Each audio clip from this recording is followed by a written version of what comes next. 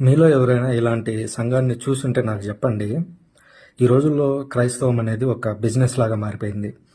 Cinema హీరోల కొడుకులు ఏ విధంగా సినిమా హీరోలు అవుతారు, రాజకీయ కొడుకులు రాజకీయ నాయకులు అవుతారు, బిజినెస్ మ్యాన్ల బిడ్డలే బిజినెస్ మ్యాన్లు అవుతూ ఉంటారు.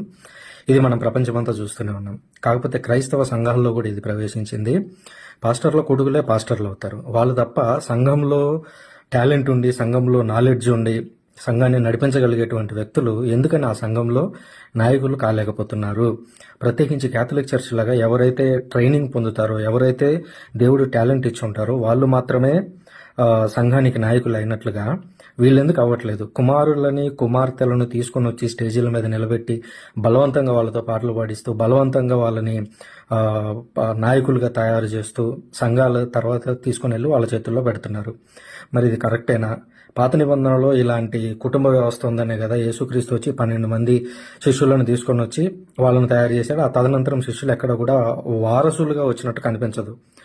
ఒకరో ఇద్దరు వచ్చి ఉండొచ్చేమో చరిత్రలో, ఏది 2000 ఏళ్ల చరిత్రలో ఒక మహా అయితే వేళ్ల మీద లెక్క పెట్టగలిగేటువంటి మాత్రమే ఉంటాయి. కానీ ఇక్కడ ఎన్ని ఎందుకు ఉన్నాయి అనే క్వశ్చన్ మీకు ఎప్పుడన్నా వచ్చిందా? వచ్చింటే అలా కాకుండా సంఘంలో ఉన్నటువంటి వాళ్ళని, నాలెడ్జ్ ఉన్న వాళ్ళని పైకి తీసుకొచ్చినటువంటి సంఘాలు, ప్రొటెస్టెంట్ సంఘాలు ఏవైనా ఉంటే నాకు తెలియజేయండి కామెంట్ ద్వారా.